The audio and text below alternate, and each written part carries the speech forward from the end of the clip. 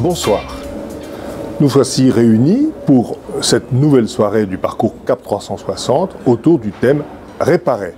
Nous avons fait un grand tour, nous avons regardé comment nous situer, nous enraciner, nous relier, nous ouvrir, mais pourquoi finalement? Pas uniquement pour nous épanouir nous-mêmes, mais aussi pour jouer notre rôle dans cette société et contribuer au bien commun.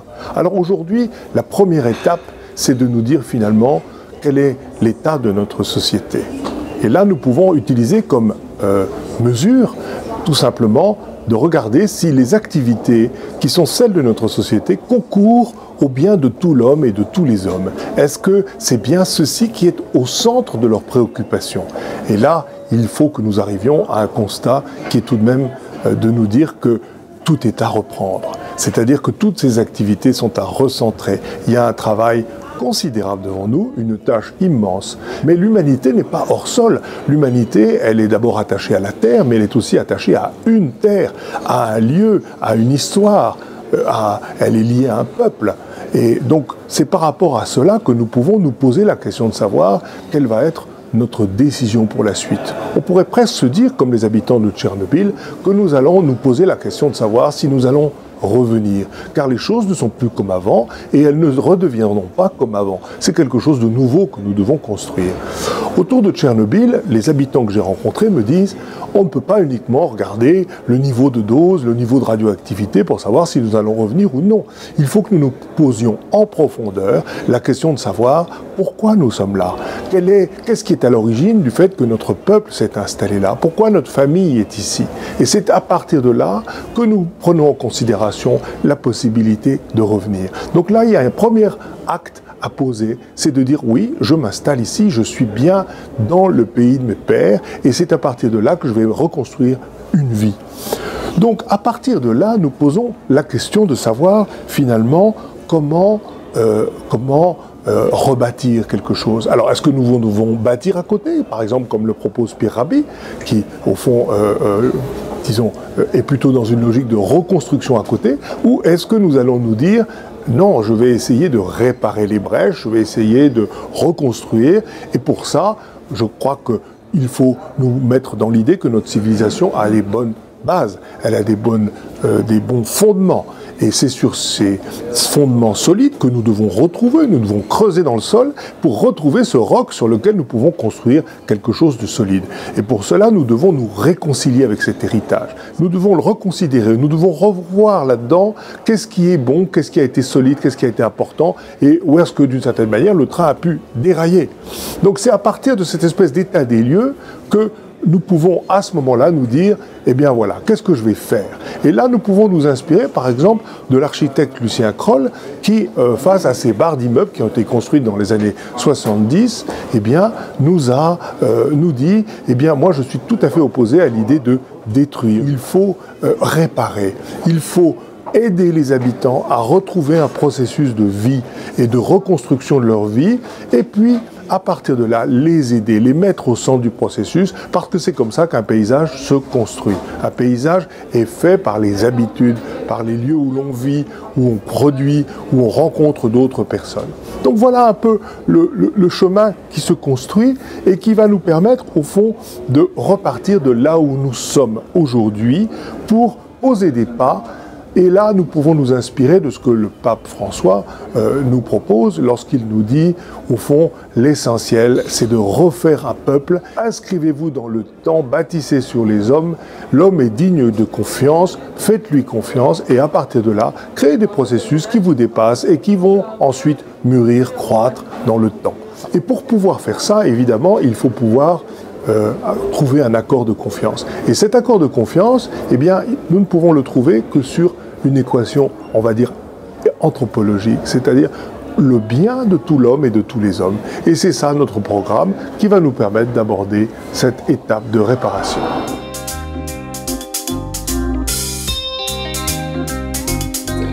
Dans mon métier d'orthophoniste, je suis en contact avec des personnes qui ont un trouble du langage ou de la communication et la fonction donc ne marche pas, n'atteint pas son but de communiquer.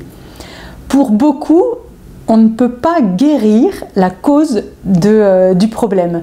Et donc on va essayer de réparer en utilisant des moyens, des stratégies de compensation pour contourner l'obstacle et atteindre le but qui est de communiquer ou de parler. Quelqu'un par exemple qui a une aphasie, qui a eu un accident vasculaire cérébral, on ne va pas refaire fonctionner la partie du cerveau qui est lésée. Par contre, on va essayer de trouver des chemins autres pour quand même arriver à le faire communiquer. Être réparé, pour le patient, ça peut complètement bouleverser sa vie.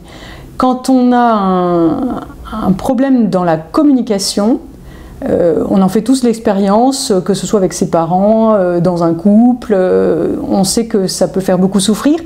Quand une personne ne peut pas du tout être comprise, c'est une très grande source de souffrance. J'ai eu un patient de 4 ans qui devenait violent à cause de la frustration de ne pas pouvoir communiquer. Alors, il disait des choses comme « caquet ». Personne ne le comprenait. C'était très très difficile pour lui.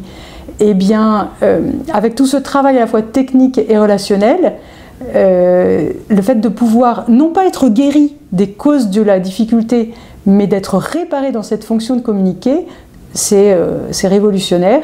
Et la vie reprend. Mais donc réparer, pour moi en tant qu'actrice, dans cette dimension, cet élan, pour aider mes patients qui ont cette fonction de communiquer ou de parler qui est défectueuse, eh bien, c'est très exaltant parce que je me sens un instrument pour les aider à développer leur potentiel, pour développer leur talent, pour développer aussi leur liberté et leur faculté à tenir leur place dans le monde.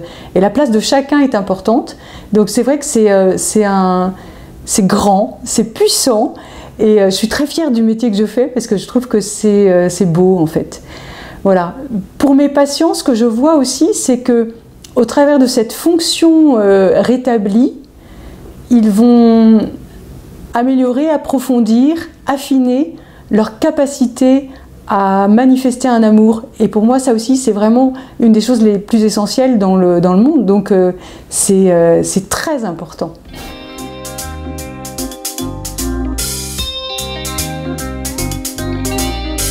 Réparer, donc réparer, je pense que souvent pour moi, c'est réévaluer sa vie, ses croyances, ses choix. Je vais prendre un exemple d'un jeune en droit qui avait 22 ans, qui redoublait sa 2e année de droit, qui venait d'abandonner et qui était en arrêt médical pour burn-out, donc qui était vraiment en souffrance et qui ne comprenait pas cet échec alors qu'il était si volontaire. Et le droit correspondait à ses valeurs, hein, d'aider les plus faibles, d'être utile. Par contre, il avait, en creusant, je me suis aperçue qu'il avait construit, non pas sur ses talents, mais sur son handicap. Parce qu'il était extrêmement dyslexique, donc très handicapé pour des épreuves de droit. Et donc en réfléchissant, il a pris conscience qu'il construisait sur son handicap, donc c'était beaucoup plus difficile et beaucoup plus coûteux pour lui. Et là, de toute façon, il était dans un tel état qu'il ne se voyait pas continuer. Et que ses parents ont accepté, c'était difficile parce qu'au début, ils pensaient qu'il fallait mieux quand même qu'il ait une licence, qu'il change de voie.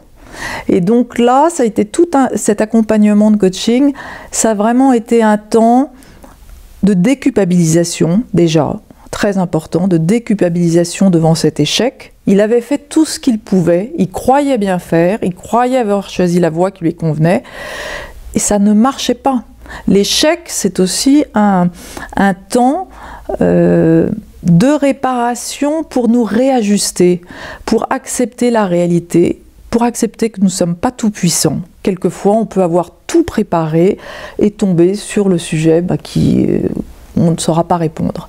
Donc, accepter la réalité, accepter de bifurquer, de faire le deuil d'un rêve, d'un choix,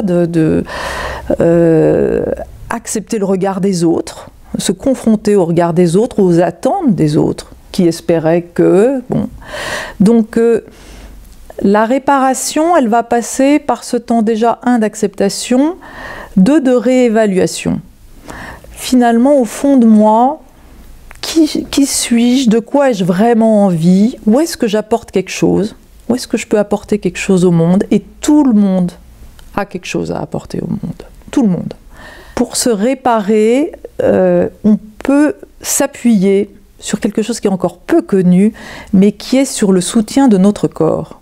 Parce que notre corps nous envoie constamment des signaux, des sensations, pour nous dire si on est heureux, si on est dans quelque chose qui nous convient, ou si au contraire on est dans l'effort, la souffrance, et là on va être tendu. Alors je prends comme exemple, moi je peux vous parler du coaching pendant des heures, de l'intelligence émotionnelle qui me passionne, qui est en train de révolutionner mais profondément les rapports humains, la façon de vivre, et par contre si je vous parle de mes facturations, eh bien là, je sèche.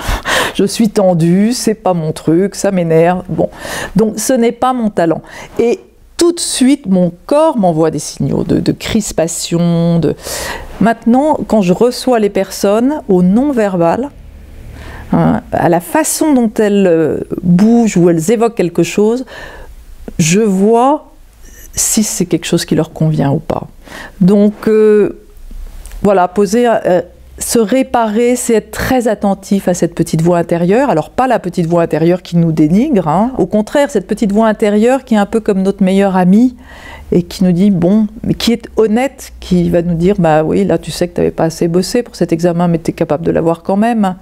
Ou au contraire, qui va dire, tu voyais bien que c'était pas réaliste ce projet, donc peut-être qu'il faut réajuster tes ambitions par rapport à ce projet. Donc pour moi, la réparation, elle passe par ce difficile temps au départ, mais finalement merveilleux et combien fécond, ce temps de réexamen de nos choix, de nos valeurs, de ce que l'on souhaite profondément, et en étant le plus aligné avec ce que l'on ressent au fond de nous, et en étant si possible, pas indifférent, mais en tout cas libre par rapport au regard des autres et aux pressions extérieures.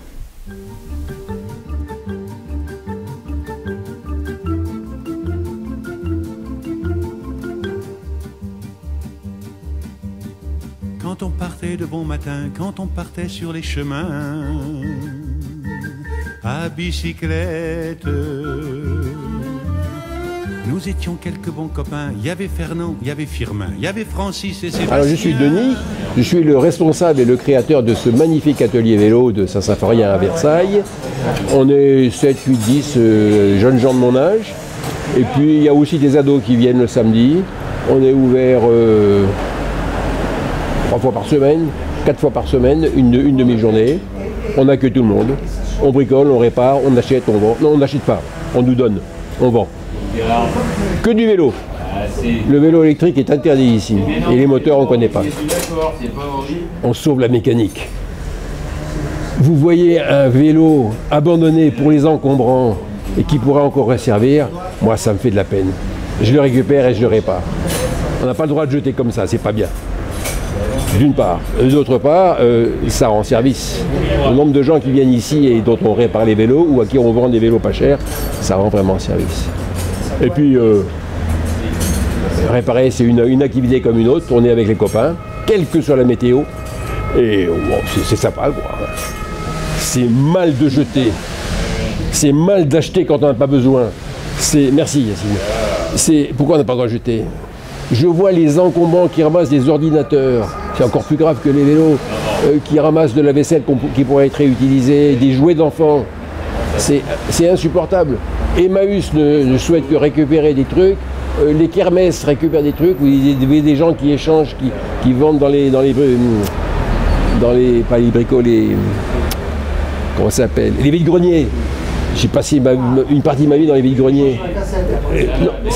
C'est mal de jeter, point. Ça m'apporte plus que ce que je donne. Ça m'apporte d'abord le sourire des clientes. Ça, c'est fabuleux. À mon âge, ça compte. Hein. Même les vieilles. Ça m'apporte le regard des gosses qui viennent bricoler avec moi. Ouais, je me sens bien, quoi. J'existe. J'ai pris ma retraite depuis un certain temps et je veux pas aller tout de suite en maison de retraite, c'est pas l'heure. Je veux exister, je veux faire partie de la société. Puis j'aime bien qu'on dise du bien de moi. Dans Versailles, oh, c'est fabuleux. Puis ça rend service. Rendre service, c'est une justification en soi. Rendre service aux gens, c'est bien. On se sent bien quand on rend service, mais on participe à la vie publique. On prend des gosses qui sont à 10 ans, on les prend deux fois par an, pendant quelques jours, et on leur apprend à démonter un frein avec leur vélo. Ils ont 10 ans. Ça. À 12 ans, on commence à les accepter comme apprentis bricoleurs, et puis ça dure de quelques années. À 18 ans, ils s'occupent de mobylettes, c'est fini. Mais transmettre ce que nous savons, oui, alors là, c'est une passion aussi. Hein. Et on ne le transmettra jamais assez. J'ai passé des heures et des heures de travail sur un vélo ou sur un bricolage de vélo et ça marche. Je suis vachement content.